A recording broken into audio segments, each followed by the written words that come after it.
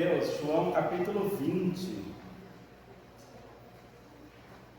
A minha proposta para esse mês de abril é trabalharmos sobre o encontro de Cristo ressurreto após a transformação, após a ressurreição, e esse encontro causou algumas transformações com algumas pessoas que se encontraram com Cristo após a ressurreição. Então, hoje nós vamos ver mais um personagem que teve um encontro com Cristo ressurreto e vamos aprender algumas lições que Deus, Jesus Cristo, trabalhou na vida de Tomé e também trabalha nos nossos corações nos dias de hoje. João capítulo 20, a partir do verso 24,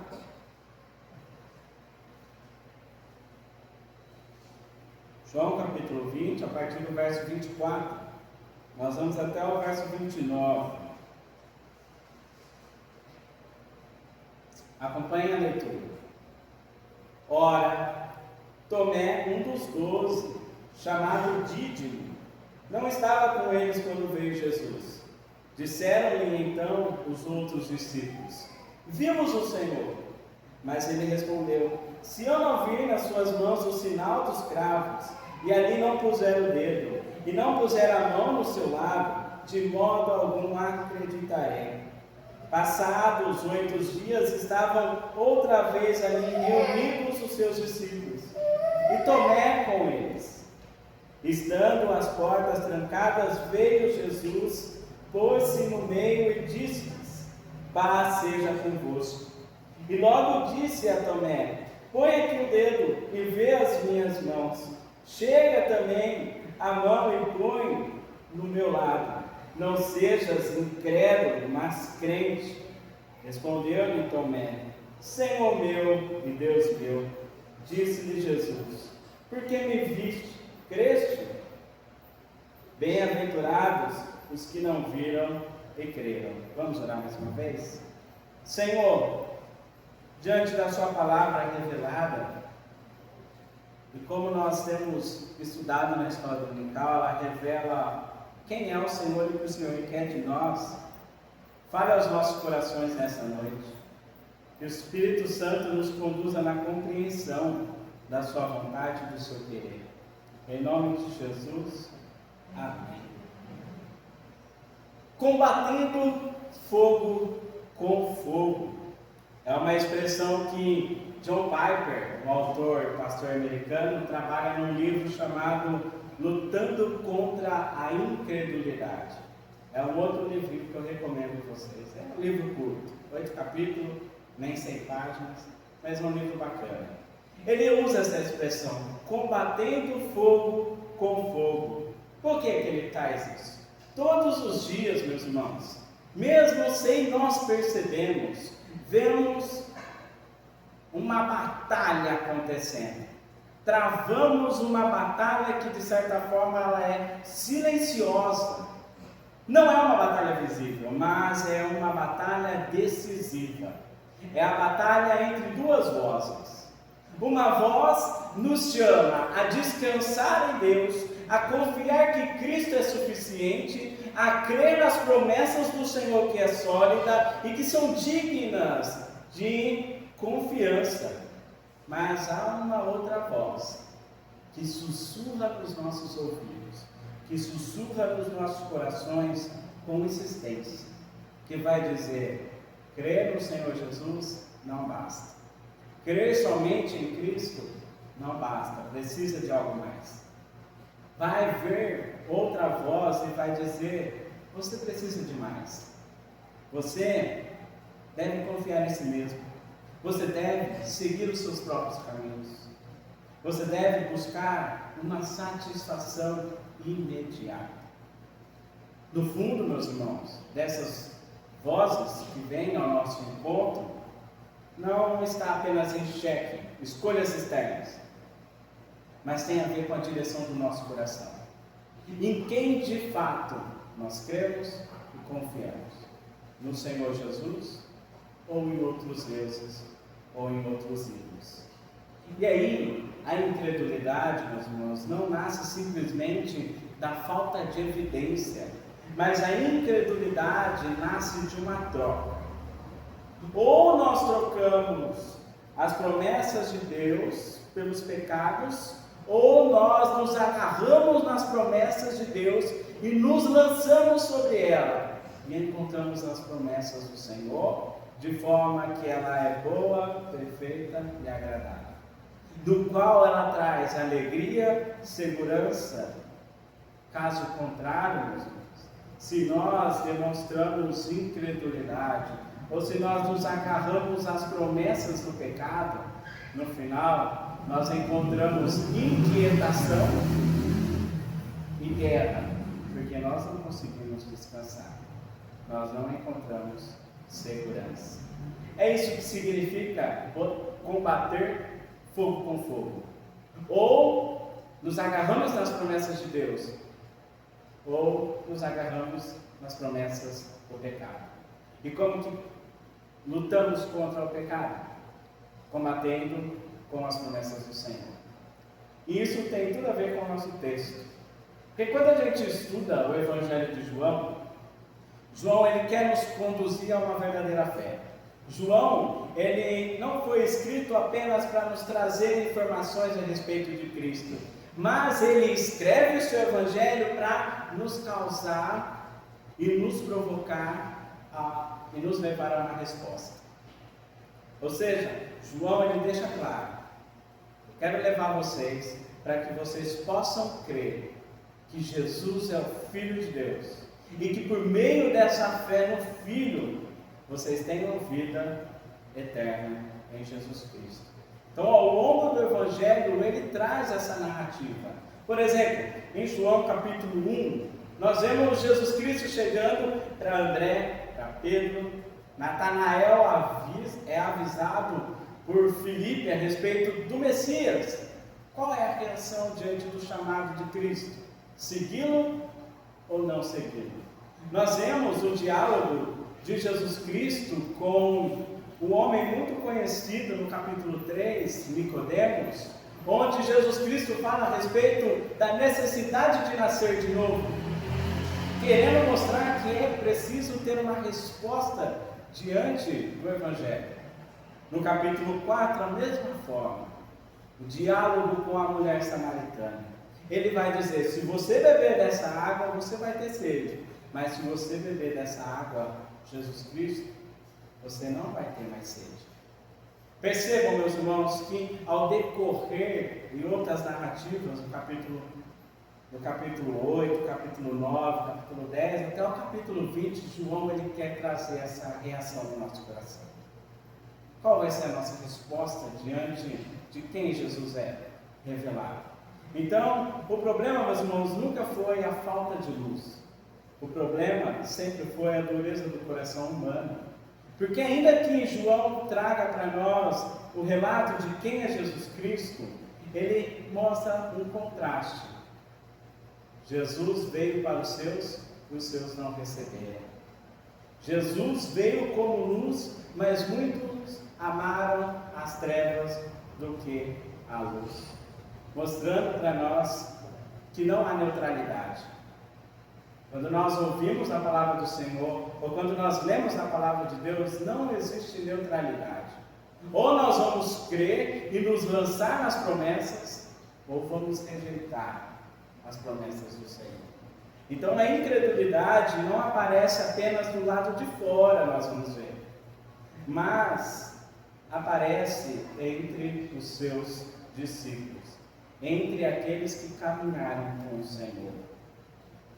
É a partir desse cenário que João apresenta um homem que ouviu, que viu, que andou com Cristo e ainda assim teve incredulidade.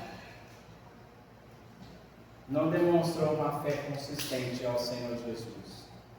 É a partir desse cenário que somos introduzidos ao texto, que nos mostra o caminho da incredulidade, a verdadeira convicção. É sobre isso que eu quero falar com os irmãos hoje. Da incredulidade à convicção. da incredulidade à convicção. O primeiro ponto é falar sobre os sinais da incredulidade que encontramos no texto. A incredulidade, muitas vezes, ela não começa com uma rejeição direta ou com uma rejeição aberta, mas com sinais sutis que vai revelando a direção do nosso coração. O texto nos mostra da seguinte maneira: o primeiro sinal, a ausência de comunhão. Ausência de comunhão. O que o texto diz para nós? Tomé, um dos 12, não estava com eles quando veio Jesus. Tomé fazia parte do grupo que o Senhor Jesus separou para andar com ele. Ele é alguém que caminhou com Cristo, é alguém que foi pastoreado por Cristo. Depois da ressurreição, todos ficaram entristecidos, todos ficaram perdidos. Naturalmente, meus irmãos, era para ele estar com os outros discípulos. O texto vai dizer para nós que é no 8º dia, quando ele estava reunido, é que Jesus apareceu. E se nós fazermos uma conta para trás, é o dia do Senhor. É o primeiro domingo, o dia da ressurreição. Era para eles estarem juntos. Por isso, consequentemente, Tomé, de certa forma, perdeu algo precioso. Ele não viu o Senhor ressurreto. Ele não ouviu as palavras de paz que Jesus traz para aqueles discípulos. Ele não participou daquele momento da restauração e de alegria. E aí você deve estar pensando, é verdade, mas a gente não pode julgar Tomé precipitadamente. A gente não sabe o motivo da ausência de Tomé. Mas, meus irmãos, por que João traz a questão de quantos dias depois que Jesus apareceu?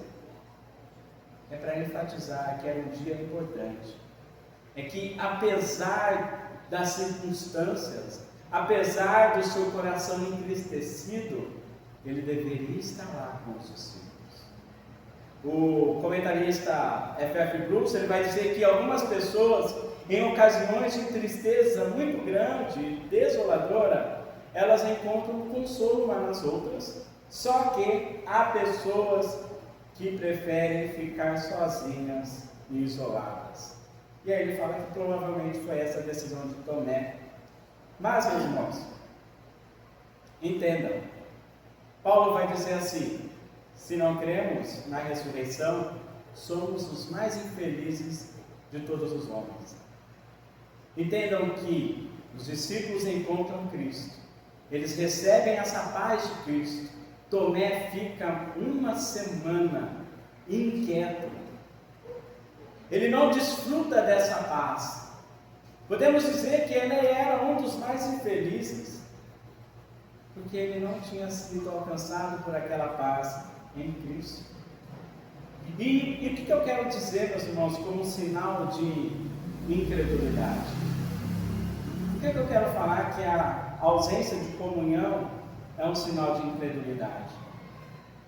É que um dos meios de graça, além da ceia, além da palavra de Deus e da oração, que são as três principais, existe o fator da comunhão. É importante nós termos esse tempo reunido como povo do Senhor. Então, quando deixamos de participar desses meios ordinários, quando não valorizamos o ajuntamento do povo de Deus, no aspecto onde nós nos reunimos para adorar, no aspecto onde nós nos reunimos para servir e ser edificados pela palavra de Deus, quando nós não desejamos isso, é um sinal de que o nosso coração está desordenado. E eu não estou falando daquelas circunstâncias que ultrapassam o nosso controle, como alguém ficar doente e tem que se ausentar, ou como aconteceu algo grave. Não, eu estou falando das desculpas menores que ouvimos. Às vezes é o cansaço físico, às vezes muitas tarefas de casa que ficou para ser feita. Isso, meus irmãos, quando nós não desejamos participar da comunhão, demonstra um pouquinho de sinal de incredulidade. Demonstra para Deus que, Senhor, não vou separar o dia para ti. Eu confio no meu controle. Não confio no Senhor. Então eu tenho que organizar minha vida, minha agenda. Deixa o Senhor para depois. Percebe a ideia? O segundo sinal, meus irmãos, podemos dizer que é resistência, questionamento e negação. Eu coloquei tudo junto para não ficar tão separadinho. Mas o que diz o texto? Os discípulos chegam para Tomé e falam: vimos o Senhor. Vimos o Senhor. O testemunho agora é coletivo. Nós trabalhamos um texto semana passada que foi Maria que testemunhou. Era uma pessoa, era um grupo de mulheres, mas ela que chega agora, particular, individual. Mas agora é um grupo que chega com um testemunho consistente. E eles chegam com a convicção de que viram o Senhor. Só que a resposta de Tomé demonstra como está o seu coração. Ele está dizendo: se eu não vir as suas mãos, se eu não ver ele, se eu não tocar nele, eu não creio. E ainda que se ele estiver aqui, não vai ser tão simples assim. Percebam o quanto está endurecido o coração de Tomé. João ele já tinha nos dado esse alerta. Lá no capítulo 11, Jesus ele está ensinando os seus discípulos e Tomé diz o seguinte para o Senhor: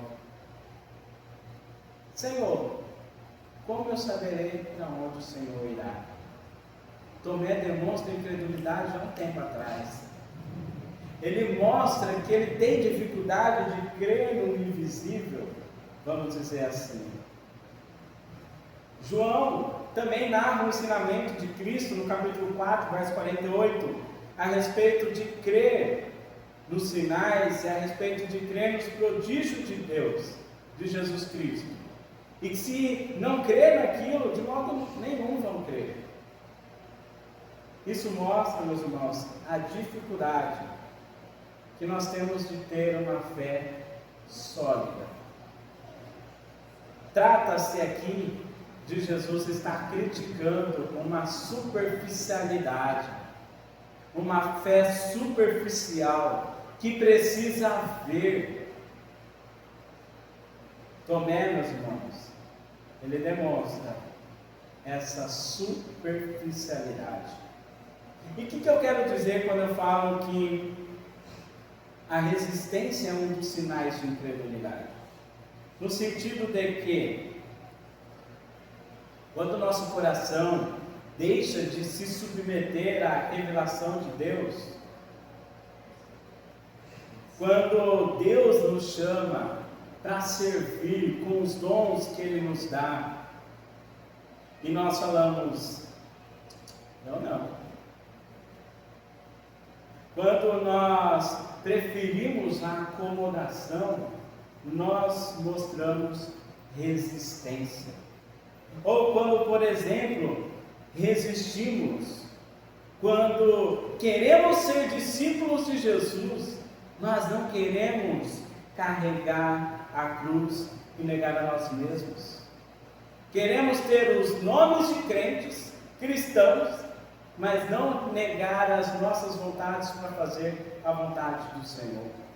É nesse sentido que resistência é um sinal de incredulidade.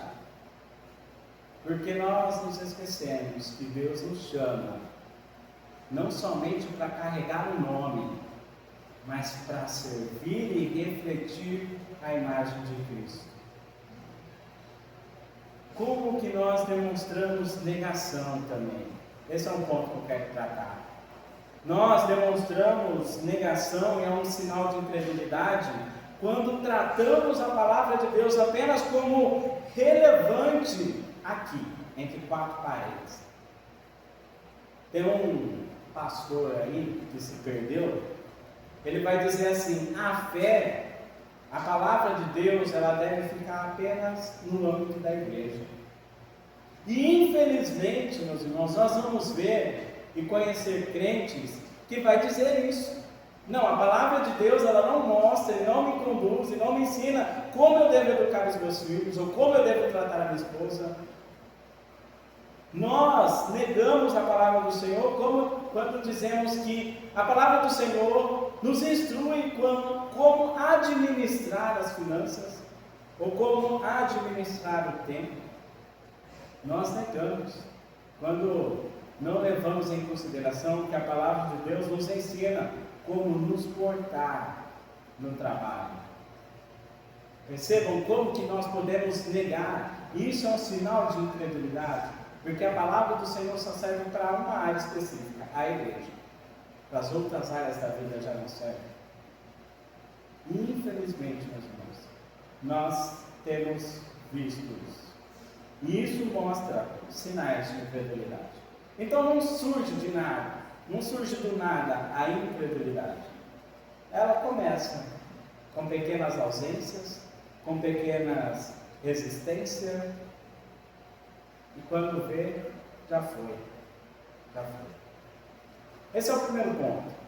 O segundo ponto, meus irmãos, Jesus ele passa a confrontar agora a incredulidade de Tomé. Nós podemos ver isso a partir do verso 26 e 27. Diz o texto que passou 8 dias, eles estavam reunidos, eles estavam ali agora, diferente de antes.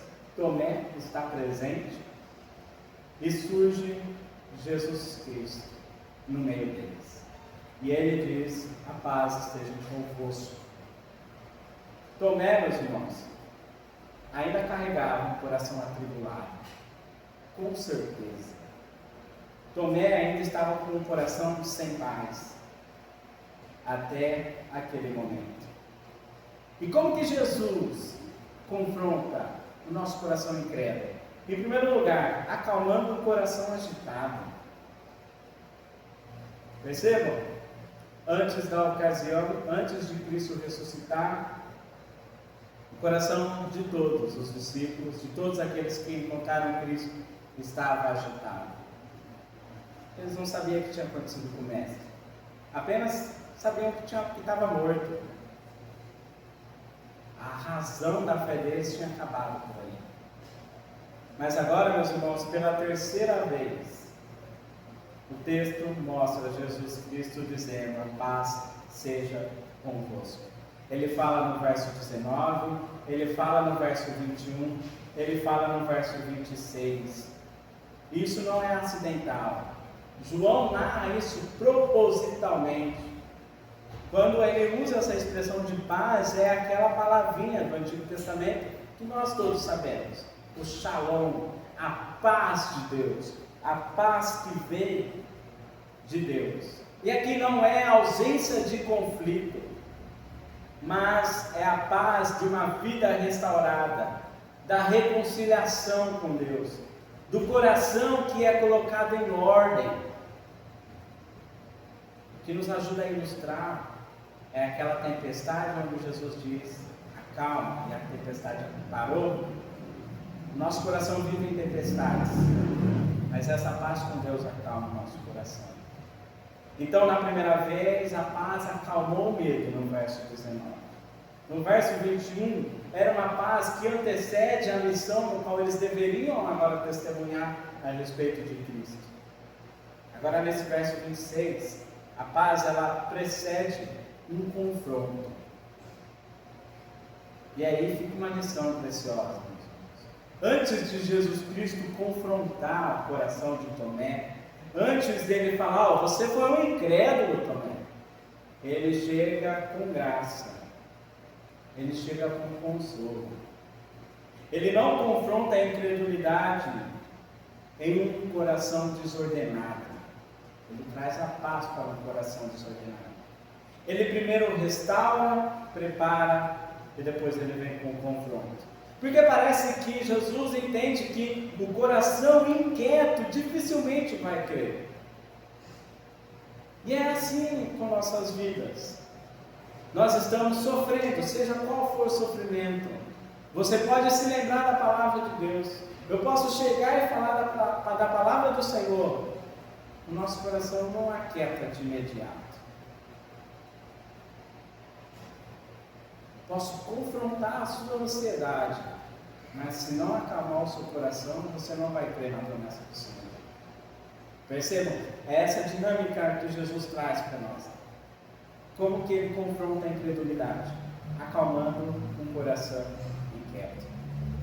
Em segundo lugar, ele confronta de maneira eficiente. É diferente de nós tentando consolar ou aconselhar alguém. O que Jesus começa a fazer com Tomé? Todas aquelas palavras que Tomé mostra e fala para os discípulos, se eu não ver, se eu não tocar, se ele não estiver do meu lado, Jesus põe-se no meio deles e usa as mesmas palavras que Tomé usou. Jesus começa a dizer assim: Tomé, você não falou para tocar? Toca aqui. Tomé, você não falou que queria chegar ao meu lado? Vem aqui ao meu lado. Ele começa a confrontar de maneira eficiente. Isso vem, meus irmãos, por meio de 4 verbos que são imperativos. Normalmente a gente entende como ordem, mas aqui, quando nós olhamos o imperativo de Jesus Cristo e da palavra do Senhor, nós precisamos levar em consideração o propósito.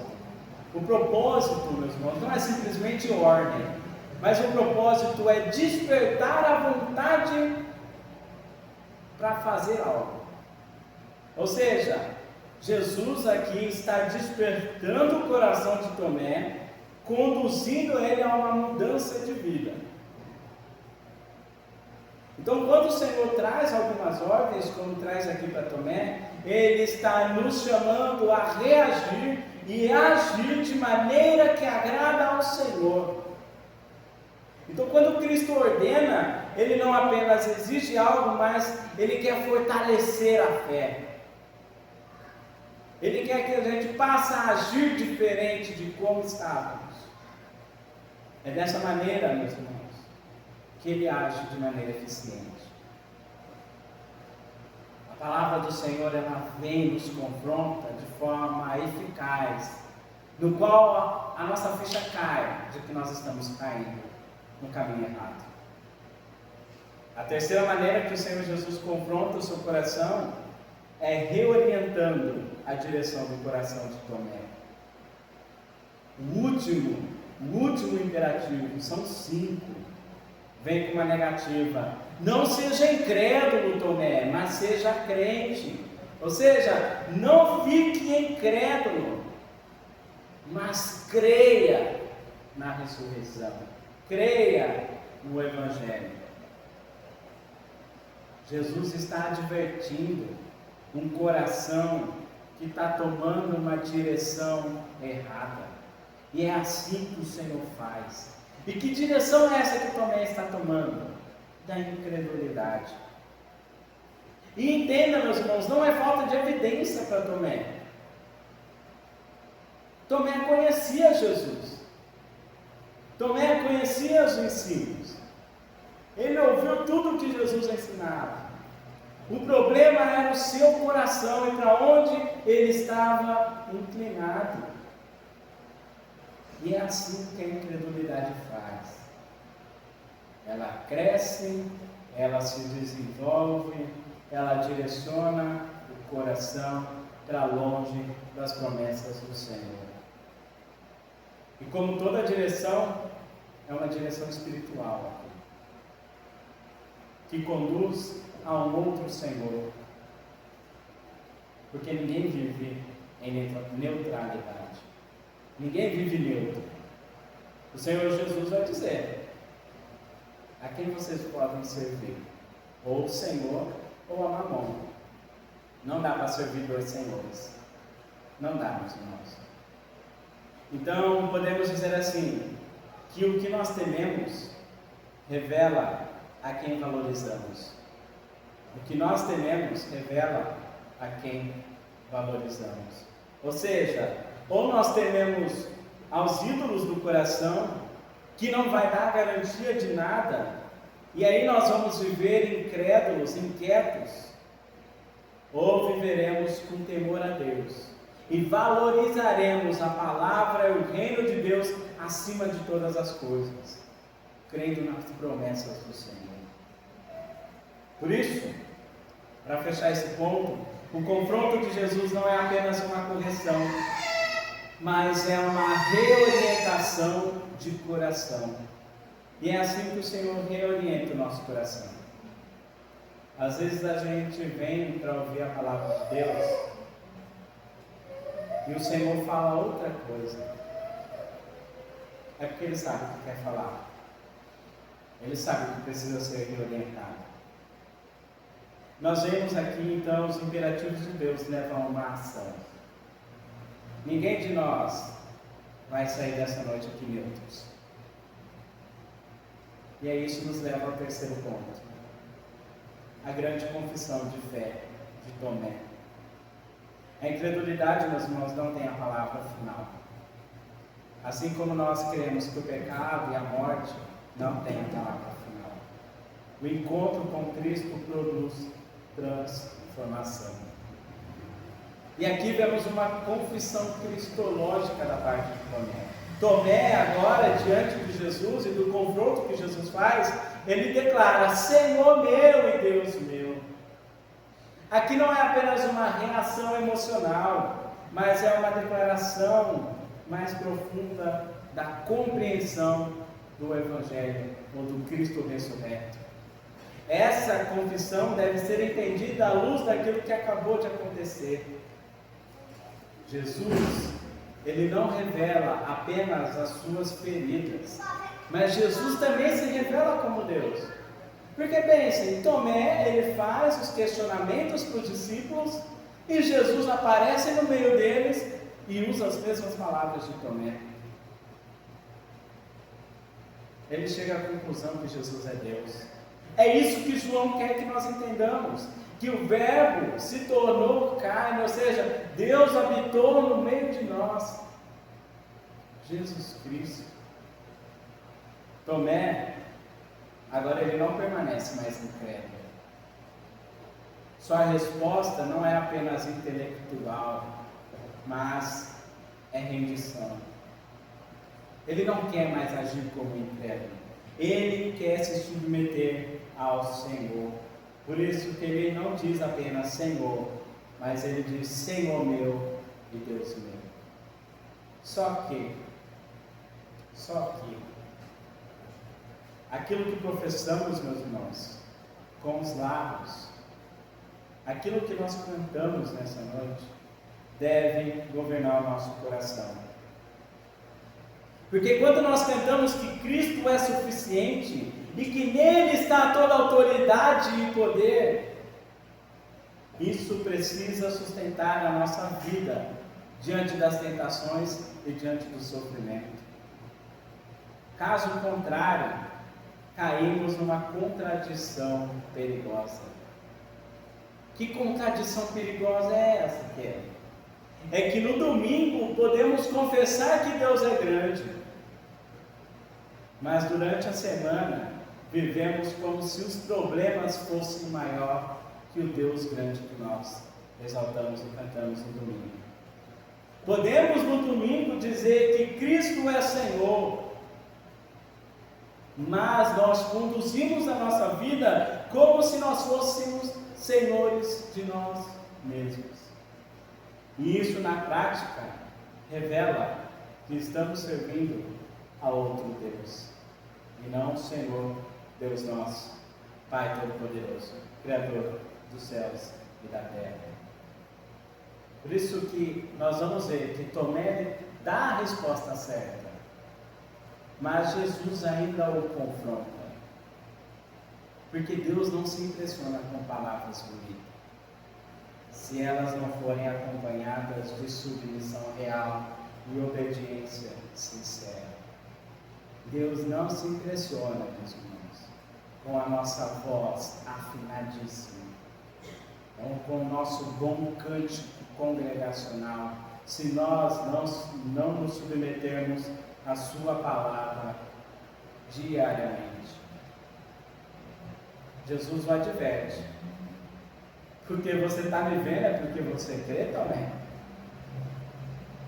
Que palavra que aparece aqui novamente? Nós trabalhamos um pouquinho na semana passada, a palavra ver.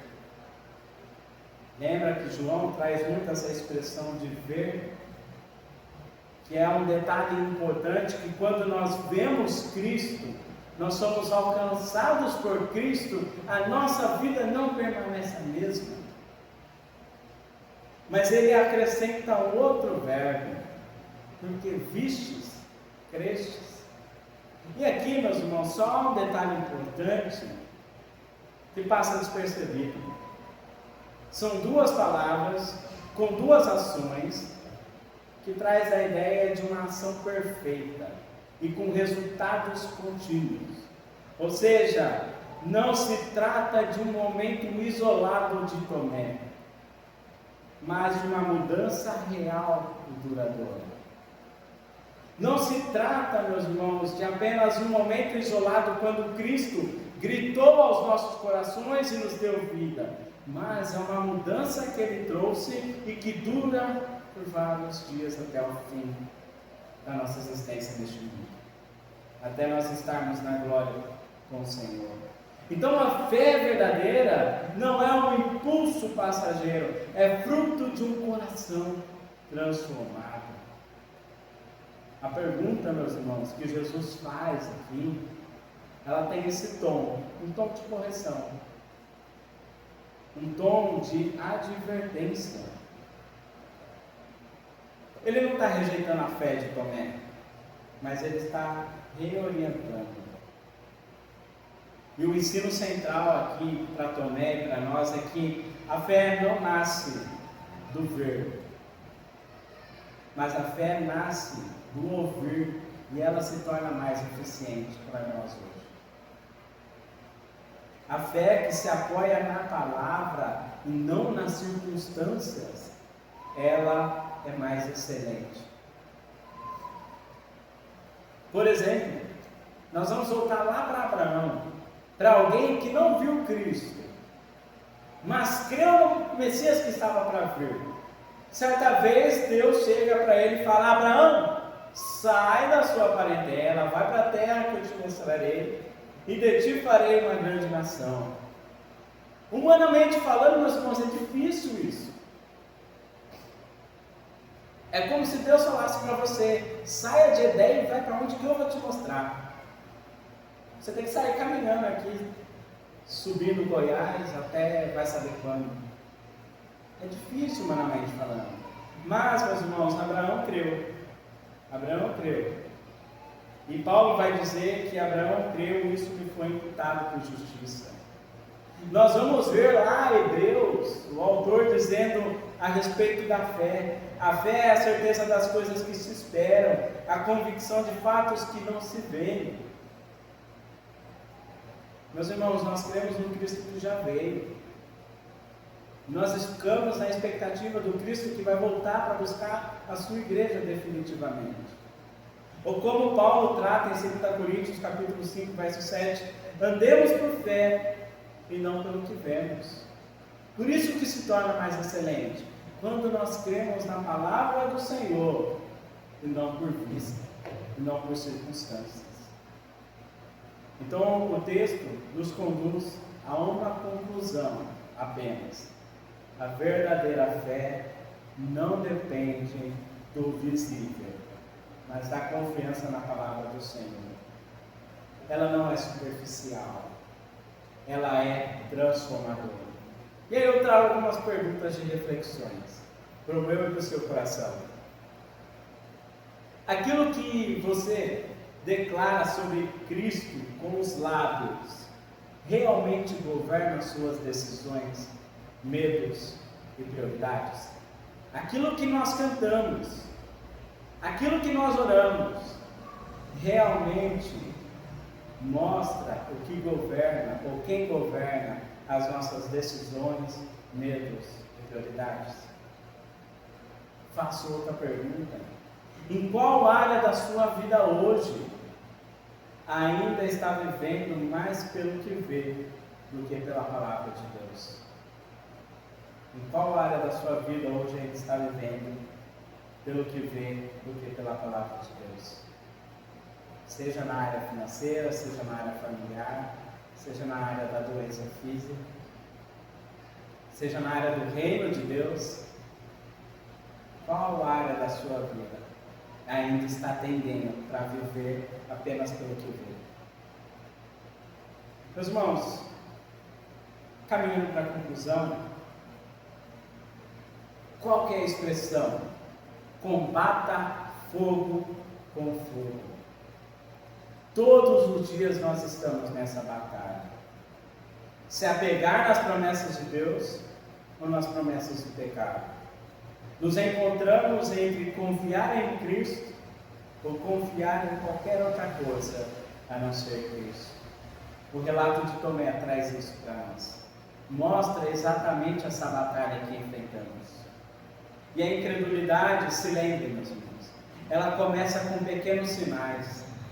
E aqui o texto traz alguns: a ausência da comunhão, o isolamento, resistência, negação, ao ponto de nós passarmos a exigir do Senhor sinais. Mas, se nós somos encontrados por Cristo, se Cristo veio ao nosso encontro de fato, nosso coração não vive pelo que vê. Nosso coração teve uma mudança completa. A incredulidade, então, ela vai dar lugar à convicção. A resistência se transformará a uma rendição, a uma submissão, ao ponto de declararmos: Senhor meu e Deus meu. O que fez a diferença na vida de Tomé e o que faz a diferença na nossa vida não é a nossa capacidade de crer, não é o esforço para crer, mas é o encontro de Cristo vindo ao nosso encontro diariamente.